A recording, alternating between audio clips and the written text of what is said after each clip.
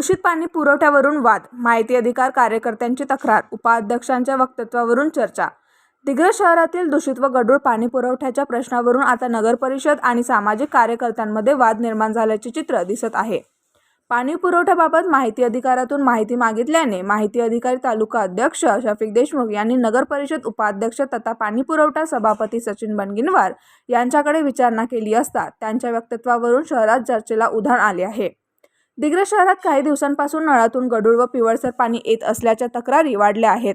काही नागरिकांच्या म्हणण्यानुसार साठवून ठेवलेल्या पाण्यात तिसऱ्या दिवशी अळ्या पडत असल्याचेही निदर्शनास येत आहे।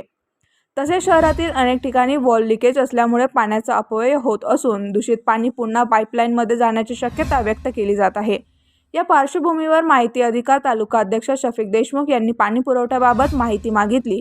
यावेळी उपाध्यक्ष तथा पाणी पुरवठा सभापती सचिन बनगिनवार यांनी तुम्ही नगर परिषदेचे ठेकेदार आहात, हातपंपाच्या ठेक्याकडे लक्ष द्या, नगरपालिकेची तक्रार करून माहिती अधिकारात माहिती मागू नका, असे घोचक टोला लागवल्याचा आरोप करण्यात आला आहे।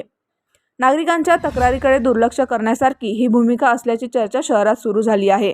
दरम्यान सामाजिक कार्यकर्ते व माहिती अधिकार तालुका अध्यक्ष शफिक देशमुख यांनी कोणत्याही दबावाला न जुमानता नागरिकांच्या समस्या मांडत राहू अशी भूमिका स्पष्ट केली आहे। जनतेच्या प्रश्नावर आवाज उठवल्यामुळे त्यांच्यावर दबावतंत्र वापरले जाऊ शकते असा आरोपही काहींकडून करण्यात येत आहे।